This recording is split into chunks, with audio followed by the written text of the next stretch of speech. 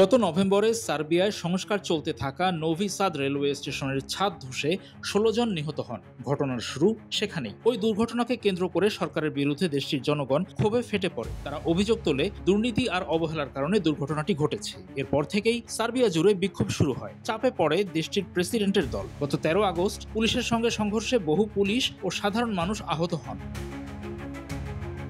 ছাদ ধসের বিক্ষোভ এখন সার্বিয়ার সরকার পরিবর্তনের আন্দোলনে রূপ নিয়েছে। বর্তমান পরিস্থিতি হলো দেশটির ১২ বছরের প্রেসিডেন্ট আলেকজান্ডার ভুচিচের পদত্যাগ আর আগাম নির্বাচনের দাবিতে বিক্ষোভ চলছে। আন্দোলনে নাম লিখিয়েছে বিশ্ববিদ্যালয়ের শিক্ষার্থীরা। তাদের সঙ্গে পুলিশের সংঘর্ষ হয়েছে। বিক্ষোভকারীদের ছত্রভঙ্গ করতে পুলিশ টিয়ার গ্যাস ও স্টান গ্রেনেড ছোড়ে। ৫ সেপ্টেম্বরের ওই ঘটনা নোভি সাদ বিশ্ববিদ্যালয় ক্যাম্পাসের বলে সংবাদ মাধ্যম রয়টার্স জানিয়েছে।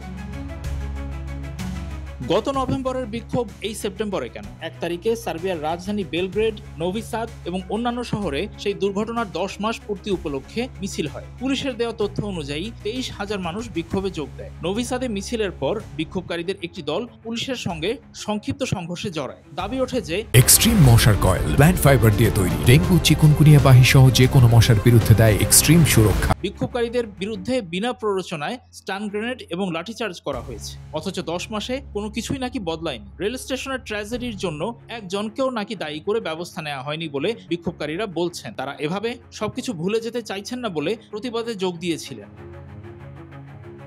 বিক্ষোভকারীরা বিশ্ববিদ্যালয়ের ক্যাম্পাসে জড়ো হয়ে সার্বিয়ান প্রেসিডেন্টের পদত্যাগ আর আগাম নির্বাচনের দাবিতে স্লোগান দেন। তারা পানির বোতল ও ফ্লেয়ার ছুড়ে পুলিশি হামলার জবাব দেন। নির্বাচনের দাবি এখন শিক্ষার্থীদের জরুরি দাবি হয়ে গেছে। এমন পরিস্থিতিতে দেশটির প্রেসিডেন্ট আলেকজান্ডার ভুচিচ তার ভাষণে বলেছেন, সংঘর্ষে ১১ জন পুলিশ আহত হয়েছেন। রাষ্ট্রের প্রতিষ্ঠানগুলোর ধ্বংস হতে না দেওয়ার অঙ্গীকার ব্যক্ত করে তিনি অভিযোগ করেন, সার্বিয়ায় সরকার বিরোধী বিক্ষোভের পেছনে বিদেশি গোয়েন্দা সংস্থার হাত রয়েছে। আন্দোলনকারীরা দেশের নিরাপত্তা আর স্থিতিশীলতাকে হুমকিতে ফেলছে বলে জানান তিনি।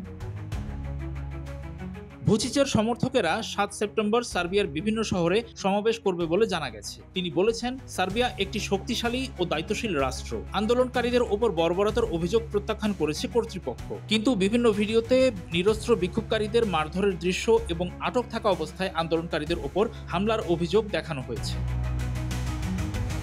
শিক্ষার্থী, বিরোধী দল এবং দুর্নীতি দমনকারী সংস্থাগুলো ভুচিচ এবং তার সহযোগীদের বিরুদ্ধে অপরাধে জড়িত থাকার অভিযোগ তুলেছে। এছাড়াও তার রাজনৈতিক প্রতিদ্বন্দ্বীর বিরুদ্ধে সহিংসতা করা এবং সংবাদ মাধ্যমের স্বাধীনতা দমনের অভিযোগও উঠেছে। ভুচিচ ওসব অভিযোগ অস্বীকার করেছেন। একটি পুনর্গঠিত প্রশাসনের নেতৃত্বে ক্ষমতায় রয়েছেন তিনি। তার রাজনৈতিক দল জাতীয়তাবাদী সার্বিয়ান প্রোগ্রেসিভ পার্টি সারা দেশে নিজস্ব সমাবেশ করে বিক্ষোভের প্রতিক্রিয়া জানিয়েছে।